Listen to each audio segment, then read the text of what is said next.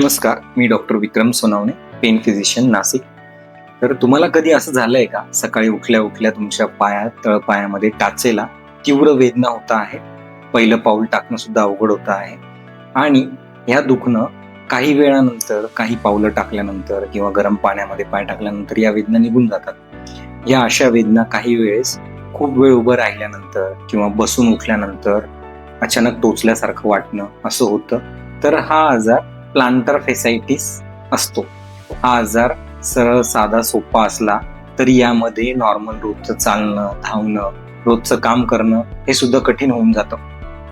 तर आजच्या या व्हिडिओमध्ये आपण याची कारणं कुठली असतात, याची लक्षणं कुठली असतात, यामध्ये कुठल्या तपासण्या केल्या जातात आणि सर्वात महत्त्वाचं म्हणजे याच्यावरती कुठले घरगुती उपाय आहेत, त्याच प्रकारे कुठले आपण व्यायाम याच्यासाठी करू शकतो आणि आधुनिक उपचार पद्धती कुठल्या आहेत हे आपण या व्हिडिओमध्ये जाणून घेऊया. आपल्या पायाच्या तळ्याशी एक स्नायूंचा पडदा असतो, ज्याला प्लांटर फेशिया असं म्हणतात. हा पडदा आपली टाच आणि पायाची बोटं यांना कनेक्ट करतो. हा पडदा आपण चालताना शॉक ॲब्झॉर्बर सारखं काम करत असतो. परंतु काही लोकांमध्ये, ज्यांच्यामध्ये जास्त काळ उभं राहण्याचं काम असतं, जास्त धावणं, कंटिन्युअस धावपळीचं काम, वजन जास्त असणं किंवा चुकीच्या पद्धतीचे चप्पल वापरणं, अशा लोकांमध्ये हा पडदा घासला जातो. यामध्ये सूज येते आणि काही लोकांमध्ये तर या पडद्याचे जे स्नायू असतात किंवा फायबर्स असतात त्याच्यामध्ये मायक्रो टियर्स म्हणजे ते फाटल्यासारखे होतात आणि अशा लोकांमध्ये प्लांटर फेसाइटिस नावाचा आजार होतो. प्लांटर फेसाइटिसची लक्षणं काय असतात? यामध्ये रुग्णाला सकाळी उठल्या उठल्या पहिलं पाऊल टाकताना टाचेच्या खालच्या बाजूला तीव्र वेदना होतात. काही पावलं चालल्यानंतर या वेदना निघून जातात. कधी कधी गरम पाण्याने आंघोळ केल्यानंतर किंवा गरम पाण्यामध्ये पाय टाकल्यानंतर या वेदना निघून जातात. परंतु परत दीर्घकाळ जेव्हा आपण उभं राहतो किंवा काही वेळ बसून परत उठतो आणि पहिलं पाऊल टाकतो, चालायला लागतो, तेव्हा या परत टाचेच्या खालच्या बाजूला वेदना सुरू होतात. या वेदना प्रामुख्याने टाचेच्या मागच्या आणि आतल्या बाजूला असतात. जर दुर्लक्ष केलं तर या वेदना बऱ्याच वर्ष टिकू शकतात आणि आपलं दैनंदिन जीवन सुद्धा डिस्टर्ब करू शकतात. प्लांटर फेसाइटिसचं निदान हे आपण डॉक्टरांच्या क्लिनिकमध्ये जाऊन योग्य तपासणी करून करू शकतो. काही रुग्णांमध्ये एक्सरे करण्याची गरज पडते. ज्या रुग्णांमध्ये टाचेचं हाड वाढलेलं असतं त्याला कॅल्केनियल स्पर असं म्हणतो. कॅल्केनियल स्पर हा टाचेच्या खालच्या भागात असणारा एक बोन आहे. त्याची जर ग्रोथ झाली तर त्याला आपण कॅल्केनियल स्पर असं म्हणतो आणि त्याची तपासणी आपण एक्सरेने करू शकतो. काही रुग्णांमध्ये आपल्याला सोनोग्राफीची सुद्धा गरज पडते. सोनोग्राफीने आपण प्लांटर फेशियाचं थिकनेस किंवा जाडी आणि प्लांटर फेशियाला आलेली सूज ही तपासू शकतो. फार कमी रुग्णांमध्ये आपल्याला MRI करण्याची गरज पडते. प्लांटर फेसाइटिससाठी उपचार कुठले? सर्वप्रथम आपण घरगुती उपचार बघूया. घरगुती उपचारांमध्ये सर्वप्रथम आपण खूप काळ उभं राहणं टाळलं पाहिजे. पळणं, खूप वेळ उभं राहून काम करणं किंवा धावपळ करणं या गोष्टी आपण टाळल्या पाहिजे. आपलं वजन जर खूप जास्त असेल तर आपल्याला वजनावरती कंट्रोल केला पाहिजे. त्यासाठी आहारात बदल केले पाहिजे, जेणेकरून आपलं वजन कमी राहील आणि टाचेवरती कमी लोड येऊन आपल्याला प्लांटर फेसाइटिसचं दुखणं जास्त होणार नाही. तसंच काही आपण सर्वच रुग्णांना सॉफ्ट सोलची चप्पल वापरण्याचं सजेशन देतो, ज्यामुळे आपल्याला टाचेला हार्ड सरफेसवरती किंवा कडक जागेवरती उभं राहिल्यानंतर ते टोचल्यासारखं फील होत नाही.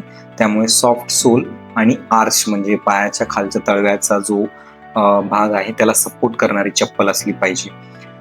याचबरोबर आपण एक टेनिसचा बॉल पायाखाली रोल करू शकतो, जेणेकरून तो प्लांटर फेशिया जो आहे, स्नायूंचा पडदा जो आहे तो रिलॅक्स राहतो आणि त्याच्याने सुद्धा आपल्याला दुखणं कमी करण्यासाठी फार मदत होते.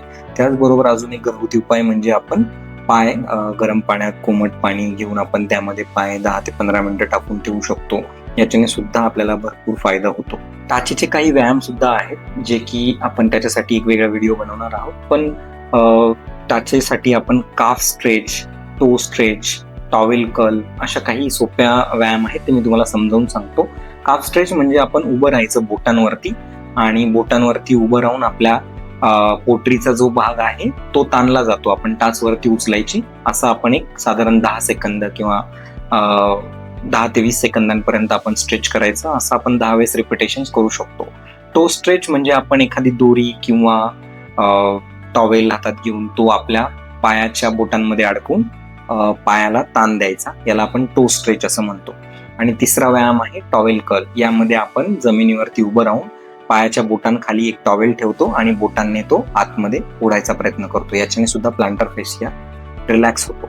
तर ज्या रुग्णांमध्ये घरगुती उपाय किंवा व्यायाम याच्याने फरक पडत नाही, अशा रुग्णांमध्ये आपल्याला पुढचे ट्रीटमेंट जे की आधुनिक असतात याचा उपयोग करावा लागतो. यामध्ये सर्वप्रथम येतं औषधांचा उपयोग करून, ज्यामध्ये सूज कमी करणारी किंवा वेदना कमी करणारी औषधांचा आपण उपयोग करतो.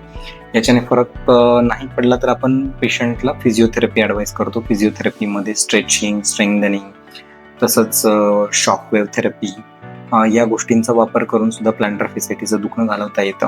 आणि काही रुग्णांमध्ये ज्याच्यामध्ये कुठल्याच गोष्टीने फरक पडत नाही, त्यांच्यामध्ये इंटरव्हेन्शनल पेन प्रोसिजर्स म्हणजे इंजेक्शन ट्रीटमेंटचा वापर केला जातो.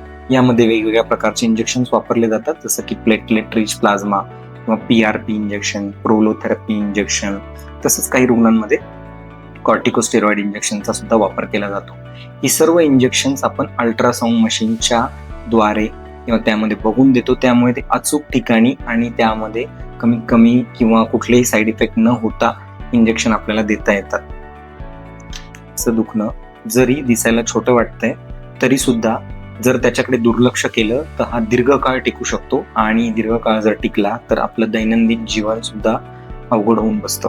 यामध्ये चालणं, धावणं, पळणं, रोजचं काम करणं हे अवघड होतं. त्यामुळे योग्य निदान, लवकरात लवकर उपचार आणि नियमित व्यायाम याच्याने आपण याच्यावरती मात करू शकतो. जर आपल्याला किंवा आपल्या जवळच्या व्यक्तीला प्लांटर फेसायटिसचं किंवा टाचेचं दुखणं असेल तर त्यांना हा व्हिडिओ शेअर करा. हा व्हिडिओ जर आपल्याला आवडला असेल तर लाईक, शेअर आणि माझं चॅनल सबस्क्राईब करा. थँक्यू.